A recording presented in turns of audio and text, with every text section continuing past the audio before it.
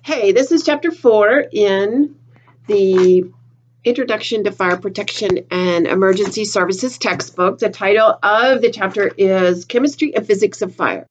Now, I know for many of you, this is like a repeat. You think, how many times do I have to learn this? Some of you are also in Captain Kern's fire behavior class this semester as well. So I'm not going to beat a dead horse with this. But I do want you to read the chapter, of course, and go through the PowerPoints.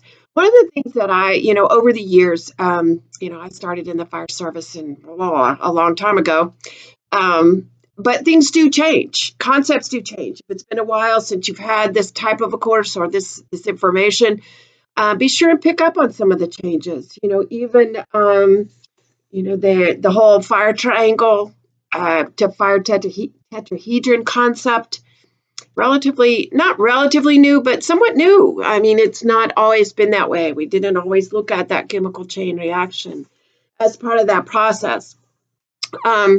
Things such as the stages of fire. That is something that did change a few years back, and looking at those and what they're called and the different temperatures and whatever.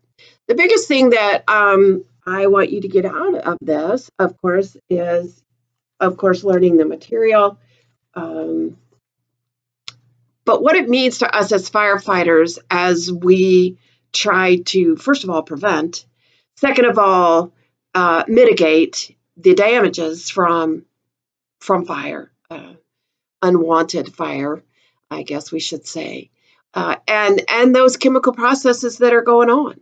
It's not always about just putting water, the wet stuff on the red stuff, as they used to say. There is a scientific process that's going on, and everyone should be familiar with that and understand what water does and what water doesn't do and how it reacts, the other different kinds of extinguishing media that we have, and those stages of fire and what they mean to us from a safety standpoint. What are the identifiers of a backdraft? What are the identifiers of a flashover? Because they're there. And many times we don't look at them. We don't pay attention to them. The whole concept of, there's a whole class about reading smoke. And I'm going to try to find some of that information and get it on the course site because it is about our safety, is what it is about. It is about when we should make an interior attack and when we should not. And so the information is, some people say basic. I don't need to read this because I've heard it all before. But famous last words, do read it, do study it.